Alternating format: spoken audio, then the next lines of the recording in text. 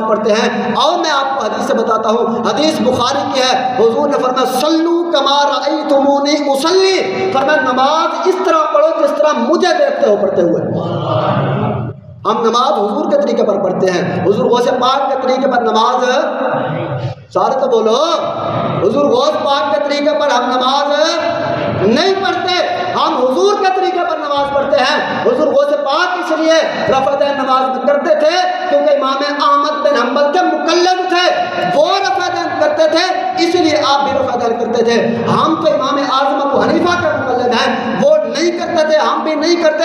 اس کا یہ مطلب نہیں ہے کہ ہم پھر ویسے نماز پڑھتے ہیں جیسے امام اعظم ابو حنیفہ پڑھتے تھے, نہیں, یہ ہرگز مقصد اس کا نہیں ہے. بلکہ بات یہ ہے امام اعظم ابو حنیفہ کے نزدیک وہ حدیثیں جن کے اندر رفع دین تھا وہ ابتدائے اسلام میں تھا, بعد میں وہ عمل ترک ہو گیا, وہ عمل حضور نے چھوڑ دیا تھا, وہ عمل منسوخ ہو گیا تھا. لیکن امام احمد بن حنبل کے نزدیک وہی حدیثیں سامنے تھی, اس لیے انہوں نے ان حدیثوں کو دیکھ کر عمل کیا. امام اعظم نے باب والی حدیثوں کو دیکھ کر عمل کیا. تو پتہ یہ چلتا ہے کہ وہ بھی حق پر ہیں, یہ بھی حق پر ہے. جس کے سامنے جو حدیث صحیح ہے انہوں نے اسی پر عمل کیا ہے. اب تم جو ہو تم تو غیر مقلد ہو, تم تو کسی کا مقلد نہیں ہو, پھر بتاؤ تو صحیح ان حدیثوں کا کیا کرو گے, ان حدیثوں کا کیا کرو گے. اب میں ایک حدیث پاک آپ کو عرض کرتا ہوں. یہاں پر بھی کچھ لوگ ایسے ہیں جو نماز میں رفع دین کرتے ہیں, نماز میں رفع دین. اچھا آپ, میں گارنٹی سے کہتا ہوں, آپ انہی سے پوچھ رہو نا کہ بھئی آپ رفع دین کیوں کرتے ہو, آپ رفع دین کیوں کرتے ہو, انہی سے آپ پوچھ لو. یقیناً وہ یہ نہیں کہیں گے, یہ نہیں کہیں گے کہ ہماری اپنی ریسرچ ہے, ہم نے وہ حدیث دیکھی ہے, وہ دیکھی ہے, وہ دیکھی ہے, وہ دیکھی ہے, اس وجہ سے ہمیں یہ بات پتہ چلی ہے کہ رفع دین ہے تو ہم کرتے ہیں. یہ نہیں کہیں گے. وہ کہیں گے ہم نے کسی مولوی سے سنا ہے, انہوں نے کہا ہے کہ رفع دین حضور نے کیا تو ہم اس لیے کرتے ہیں. میں آپ کو گارنٹی سے کہتا ہوں, دیکھیں بھائی رفع دین کے منکر کوئی بھی نہیں ہے. ہم بھی کہتے ہیں کہ حضور نے رفع دین کی ہے. کیا بلا, میری بات یہ ایک مسئلہ ہے, اس وجہ سے میں تھوڑا سمجھانے کی کوشش کر رہا ہوں. حضور صلی اللہ علیہ وسلم نے رفع دین نماز میں کیا ہے, رفع دین کے ساتھ حضور نے نماز پڑھی ہے. لیکن بات اصل یہ ہے کہ آپ یہاں پر, میں اس بات کو فی الحال تھوڑا سا روک کے ایک اور بات آپ سے کرتا ہوں. آپ مجھے یہ بتائیں, ابتدائے اسلام میں شراب پینا جائز تھا یا نہیں تھا؟ شراب پینا جائز تھا نا. آپ کو بندہ قرآن کی آیت لے کر آ جائے اور وہی آیت دکھائے آپ کو جس میں لکھا ہوا ہے کہ شراب پینا جائز ہے, اور وہ کہے دیکھو قرآن میں تو لکھا ہوا ہے شراب پینا جائز ہے, تو تم کیوں نہیں پیتے بھائی؟ کیا کہو گے اس کو کہ یار بات تو صحیح ہے کیونکہ قرآن میں لکھا ہوا ہے تو پینی چاہیے شراب پھر, کیونکہ قرآن میں لکھا ہوا ہے, حدیثوں میں لکھا ہوا ہے. آپ اس کو سمجھائیں گے, اس کو کہیں گے یار بات سن, اگرچہ اس آیت میں لکھا ہوا ہے, اس حدیث میں لکھا ہوا ہے کہ شراب پینا جائز ہے, لیکن یہ اس وقت کی بات ہے جب ابتدائے اسلام تھا, جب ابتدائی اسلام تھا, یہ اس وقت کی بات ہے. بعد میں شراب کو روک دیا گیا, اس وجہ سے اب شراب پینا جائز نہیں ہے. وہ کہے گا دلیل کیا ہے, آپ کہیں گے دوسری حدیثیں اٹھا کے دیکھ لو, دوسری قرآن کی آیات اٹھا کے دیکھ لو, اس میں واضح طور پر لکھا ہوا ہے. یہاں پر پھر میں وہی بات عرض کروں کہ دیکھیں بھائی ابتدائی اسلام میں رفع دین تھا, بعد میں حضور نے منع کر دیا. بعد میں حضور نے کہتے ہیں کہاں لکھا ہوا ہے, میں نے کہا آؤ میں دکھاؤں گا آپ کو. مسلم شریف ایک کتاب, دوسری کتاب ابو داؤد شریف, تیسری کتاب نسائی شریف, چوتھی کتاب ترمذی شریف. یہ سیاستہ ہیں, سیاستہ سے باہر نہیں گیا میں, یہ سیاستہ ہیں. اٹھاؤ نسائی شریف حدیث نمبر 1185. کتنے حدیث نمبر یاد کریں, ہر بندے کے پاس بڑا موبائل ہے, جا کر سرچ کریں, حدیث نہ ہو جو چور کی سزا میری سزا. حدیث نمبر ہے 1185. 1100 کتاب کا نام ہے سنن نسائی. کیا نام ہے کتاب کا؟ نسائی شریف, مشہور و معروف نام ہے نسائی. سیاستہ کی کتاب ہے, راوی ہے حضرت سیدنا جابر بن سامورہ. جابر بن سامورہ آپ فرماتے ہیں کہ وَنَحْنُ رَافِعُ أَيْدِينَا فِي الصَّلَاةِ, ہم نماز میں رفع یدین کر رہے تھے. نحن ہم, رافعو ایدینا اپنے ہاتھوں کو اٹھا رہے تھے, رفع یدین کر رہے تھے. فی الصلاۃ کس میں؟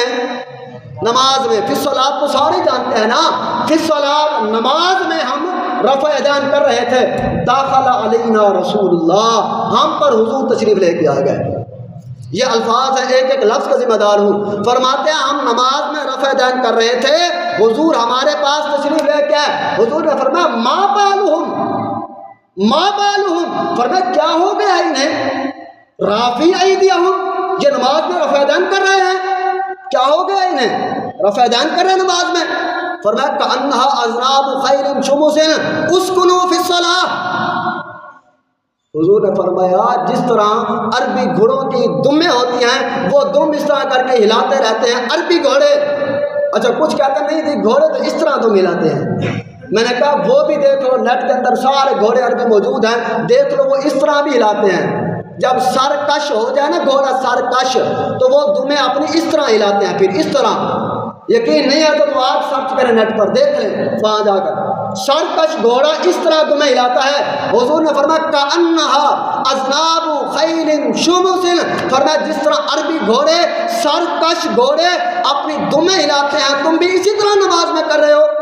فرمایا اسکنوا فی الصلاۃ، نماز جب بھی پڑھو سکون سے پڑھا کرو، حضور نے منع کر دیا ہے۔ اچھا یہ الفاظ تھے نسائی شریف کے، اب پڑھنے لگا یہی الفاظ، بس 2-4 الفاظوں کا فرق ہے، مسلم شریف کے الفاظ پڑھنے لگا ہوں۔ حضور صلی اللہ علیہ وسلم حضرت وہ بھی حضرت جابر بن سامورہ سے روایت ہے، حضور تشریف لے کے نماز میں فرماتے ہیں مالی اراکم رافعی ایدیکم کأنہا اذناب خیل شمس اسکنوا فی الصلاۃ، بات ایک ہی ہے، بس 2 لفظوں کا فرق ہے، ترجمہ دونوں کا ایک ہی ہے۔ حضور نے فرمایا صحابہ مجھے کیا ہو گیا، میں تمہیں دیکھ رہا ہوں کہ تم نماز میں رفع یدین کر رہے ہو، اسکنوا فی الصلاۃ، اور آج کے بعد نماز میں رفع یدین نہیں کرنا۔ اچھا ایک اور حدیث پاک عرض کر دوں، یہ حدیث پاک جو عرض کرنے لگا ہوں یہ حدیث بھی ترمذی کے اندر بھی موجود ہے، ابو داؤد میں بھی موجود ہے، نسائی کے اندر بھی موجود ہے۔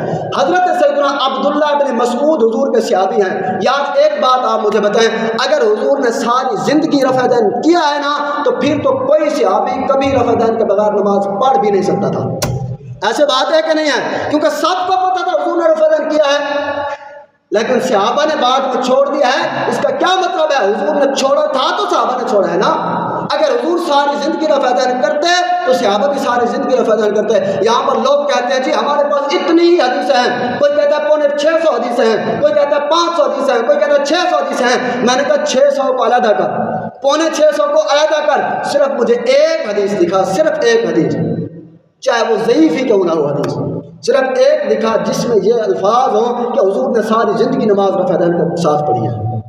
کوئی ایک حدیث کوئی بتا دکھا دے، میں آج یہاں پر بیٹھ کر اعلان کرتا ہوں میں بھی رفع یدین شروع کر دوں گا، یہ میری طرف سے اعلان ہے۔ اور مسجد میں بیٹھا ہوں، کوئی بندہ جائے، جس بندے کے پاس دل کرے جاؤ، چاہے وہ مرزا ہی کیوں نہ ہو، چاہے کوئی اہل حدیثوں کا سب سے بڑا مولوی کیوں نہ ہو، اس کے پاس جاؤ، اس کو کہو ایک حدیث دکھا، 650 کی ضرورت نہیں ہے، صرف ایک حدیث دکھا، صحیح کی بات بھی نہیں ہے، چاہے غیر صحیح ہو، ضعیف ہی کیوں نہ ہو، جس میں یہ لفظ ہو کہ حضور نے ساری زندگی رفع یدین کیا ہے۔ میرے جملوں پر آپ غور کریں تھوڑا سا، جس میں یہ الفاظ ہو کہ حضور صلی اللہ علیہ وسلم نے ساری زندگی رفع یدین کیا ہے، یا ایک یہ الفاظ ہو کہ حضور نے کوئی نماز بھی بغیر رفع یدین کے نہیں پڑھی، یہ جملے ہوں جس کا مطلب یہ ہو کہ حضور نے ساری زندگی رفع یدین جو ہے رفع یدین کے بغیر نماز نہیں پڑھی۔ کوئی ایک حدیث بندہ لے کے آ جائے، میں رفع یدین کرنا شروع کر دوں گا، اور صرف میں بھی نہیں کروں گا، یقین کرو یہاں بیٹھ کے اعلان کروں گا کہ آج کے بعد تم سب نے بھی رفع یدین کرنا ہے، لیکن انشاءاللہ کوئی ایسی حدیث نہیں ملے گی۔ ہم دکھانے کے لیے تیار ہیں جس میں حضور نے منع فرمایا ہے، حضور نے منع کر دیا، جب منع ہو گیا تو پھر کیوں کرتے ہو بھائی؟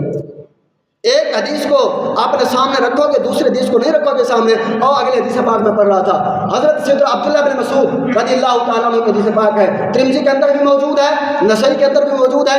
ایک حدیث میں الفاظ ہے الا اخبرکم، دوسری حدیث میں الفاظ ہے الا اصلی بکم، آئے سارے وہی الفاظ ہیں، صرف پہلے 2 جملوں کا فرق ہے۔ فرماتے ہیں الا اصلی بکم صلاۃ رسول اللہ صلی اللہ علیہ وسلم، حضرت عبداللہ بن مسعود نے سارے صحابہ کو جمع کر کے فرمایا کیا میں تمہیں آج وہ نماز پڑھ کر نہ دکھاؤں جس طرح حضور نماز پڑھتے تھے؟